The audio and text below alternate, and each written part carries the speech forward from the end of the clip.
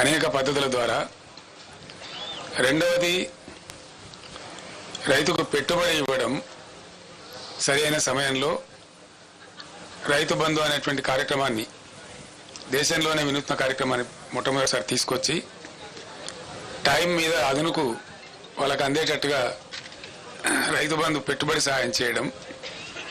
మూడవది 24 గంటలు రెప్పపాటు కూడా పోకుండా నాణ్యమైనటువంటి విద్యుత్ సరఫరా చేయడం. నాలుగవది రైతుల యొక్క పంటలన్నీ కూడా 7,600 పైచిలకు కొనుగోలు కేంద్రాలు రాష్ట్ర వ్యాప్తంగా ఏర్పాటు చేసి ప్రతి గింజను ప్రభుత్వమే కొనుగోలు చేయటం. ఐదవది రైతులకు అనుకోకుండా ఏదైనా సంభవిస్తే వాళ్ళకి రైతు బీమా ఏర్పాటు చేయటం. ఇటువంటి నిర్దిష్టమైనటువంటి పనులతోని వ్యవసాయ రంగం అద్భుతమైనటువంటి దశకు తెలంగాణలో పోయి దానికి మీరందరూ కూడా సాక్షులు. 2014 ముందు 30-40 టన్నుల ధాన్యం కూడా పండించినటువంటి తెలంగాణ, 3,30-40 లక్షల టన్నుల ధాన్యానికి మించిన తెలంగాణ 3 కోట్ల పైచిలకు ధాన్యాన్ని ఉత్పత్తి చేసి పంజాబ్కే పోటీగా నిలిచి దేశంలో అగ్రస్థానానికి పోయేటువంటి పరిస్థితికి దూసుకొని పోయింది. ఇది కట్టుకథ కాదు, పిట్టకథ కాదు. ఇది నిజంగా ప్రజలందరి సాక్షిగా, మీ అందరి సాక్షిగా జరిగినటువంటి దృశ్యం మనం చూసినటువంటి. చాలా బరువైనటువంటి గుండెతో నేను మాట్లాడుతూ ఉన్నా, బాధ కలుగుతూ ఉంది. ఇంత షార్ట్ పీరియడ్లో వితిన్ 100 days 110 daysలో ఇంత దుర్భరమైన పరిస్థితి చూస్తామని మేము అనుకోలేదు. రైతులు ఇంత ఏడ్చేటువంటి పరిస్థితికి పోతారని కూడా అనుకోలేదు. మా సమాచారాన్ని బట్టి, అందినటువంటి సమాచారాన్ని బట్టి 100 రోజులలో 200 మంది రైతులు ఆత్మహత్యలు చేసుకున్నారు. కొందరు కరెంటు షాకులతోని, కొందరు ఆత్మహత్యలు వరసి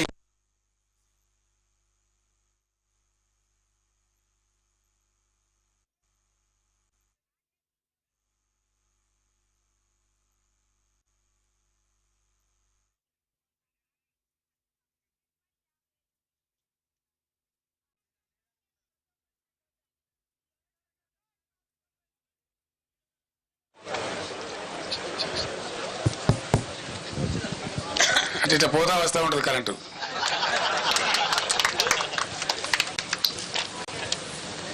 ఇప్పుడు మనందరం ప్రత్యక్షంగా చూస్తా ఉన్నాం. సో ఇట్లా 100 రోజుల పరిపాలనలో 200 మంది రైతులు ఆత్మహత్యలు. నేను కొద్దిగా బాధపడుకుంటూ మాట్లాడుతున్న ఆవేదనతో, ఎందుకంటే రైతులు మళ్ళా ఆత్మహత్య చేసుకునే దుస్థితి ఈ రాష్ట్రంలో వస్తుందని చెప్పి మేము కళ్ళ కూడా అనుకోలే. ఎందుకంటే చాలా వరకు పనులు మేము చేసి పెట్టినాం, పటిష్టంగా చేసి పెట్టినాం. మరి ఎందుకు సంభవిస్తున్నట్టు ఈ ఆత్మహత్యలు?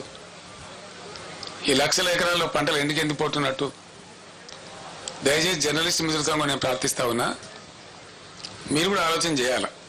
మీరు ప్రజల పక్షాన, ప్రజల కోసం ఉండేవాళ్ళు కాబట్టి నేను మీకు కూడా అప్పీల్ చేస్తా ఉన్నా, ఈ పరిస్థితి ఎందుకు వచ్చినట్టు మీరు కూడా పరిశీలన చేసి రాయండి. ప్రజల పక్షాన్ని నిలబడండి, రైతుల పక్షాన్ని నిలబడండి. ఇది రాష్ట్రం యొక్క మేలును కాంక్షించి. రాజకీయాలు ఎప్పుడు ఉంటుంటాయండి, రాజకీయాలు పెద్ద ఇష్యూ కాదు. రాజకీయం ఎన్నికలు వస్తే గెలిచేటోడు గెలుతాడు, ఓడతాడు, ఓడతాడు, ఎల్ల కాకపోతే పుల్ల కాకపోతే మళ్ళీ ఎవడో ఓడు, అదే సాధారణంగా జరిగే విషయం.